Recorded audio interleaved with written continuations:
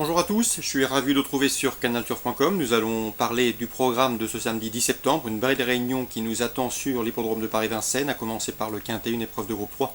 Le prix de Monttier-Ander, le point d'or qui constituera bien sûr, vous le savez, le prix d'été programmé en 6e course. C'est une épreuve qui n'a malheureusement pas réuni suffisamment de partants pour servir de support au pari à la carte. On revient au quintet, dans cette épreuve, le prix de Monttier-Ander qui rassemble des trotteurs de 5 et 6 ans.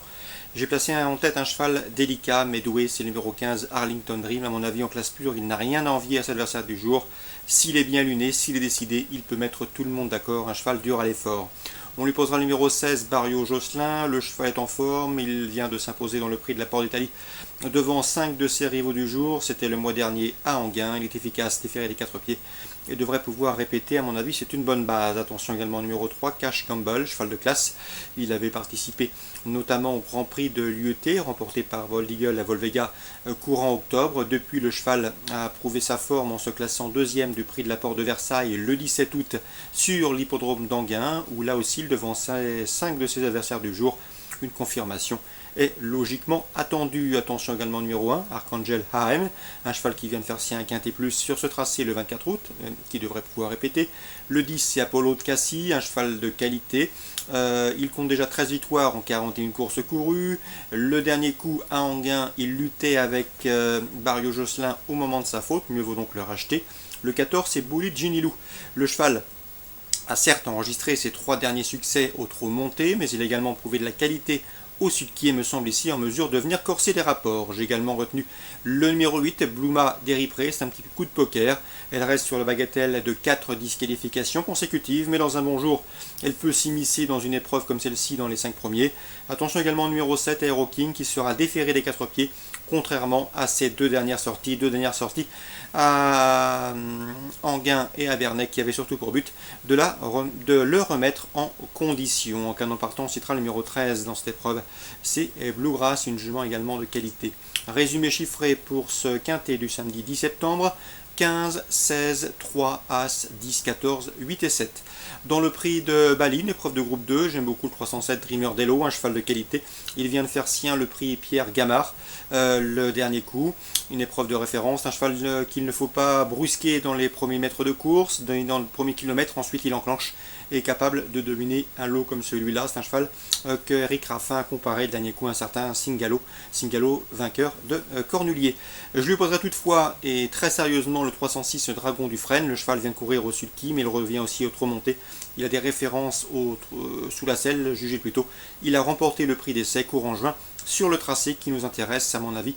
Ces deux-là devraient s'expliquer pour le succès 307 et 306. On suivra également avec intérêt les débuts sous la selle du 308 Don't Explain, qui a déjà tutoyé le plus haut niveau et qui affronte régulièrement les meilleurs de sa promotion au sulky. 306, 307, 308. Dans le prix Joseph Aveline, épreuve de groupe 3, j'aime beaucoup le 508 Classic Way, ancien protégé et représentant de l'écurie Victoria Dreams. Le cheval a rejoint l'effectif de Sébastien Garato et désormais paré de la casaque de Pierre Pilarski, propriétaire de Bold Eagle. Et il n'a jamais déçu pour son aventurage. 3 courses en 2016, 3 succès. 2 succès à Vincennes, plus récemment désinvolte à Enghien. Il s'essaye au niveau groupe 3 avec de sérieuses prétentions. L'opposition, pourquoi pas le 504 Cupidon du Vivier. Le cheval a été préparé pour cette course, il sera déféré des 4 pieds ici pour cet objectif, contrairement à ses 2 dernières courses qui avaient pour but également de le monter en condition en vue de ce retour à Vincennes. 508-504.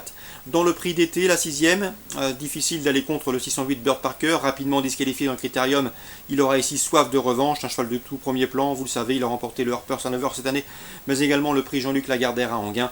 Il retrouvera sur sa route le 604 Bélina Josselin et le 601 Baltic Charm, respectivement affichés 2e et 3e derrière Bold Eagle dans le critérium, mais ces 2 chevaux ont toutefois une course dure ce jour-là et Bird Parker, lui, se présentera à mon avis avec davantage de fraîcheur. 608, 604, 601, ce sont 3 postulants sérieux aux premières places.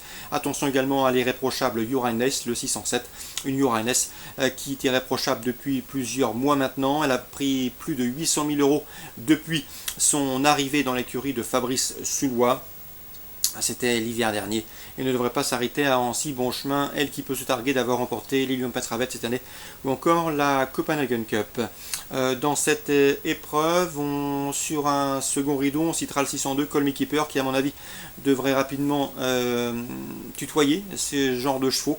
C'est un cheval qui sera drivé ici par Franck Nivard. Franck Nivard qui a d'ailleurs remporté les 4 dernières éditions de ce prix d'été.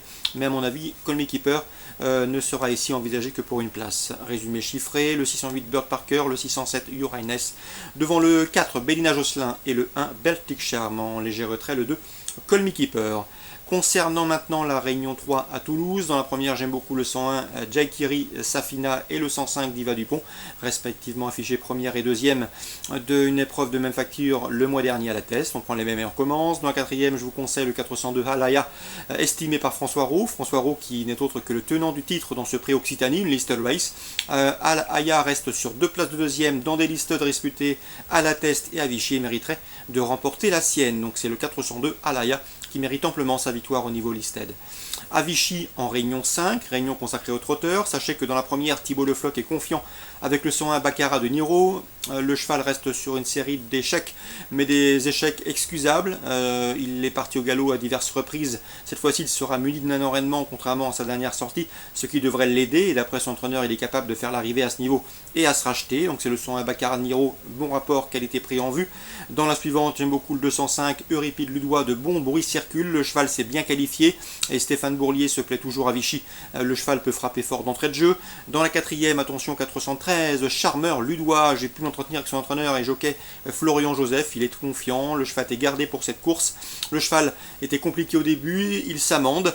Il a gagné cet été sur l'hippodrome de Bagnoles-de-l'Orne, piston d'air, mais également à Saint-Malo plus récemment sur le dur, et à Saint-Jean-de-Mont entre temps, eh bien, il avait la course à Saint-Merci, possédait une dizaine de mètres d'avance lorsqu'il s'est montré fautif dans le dernier tournant.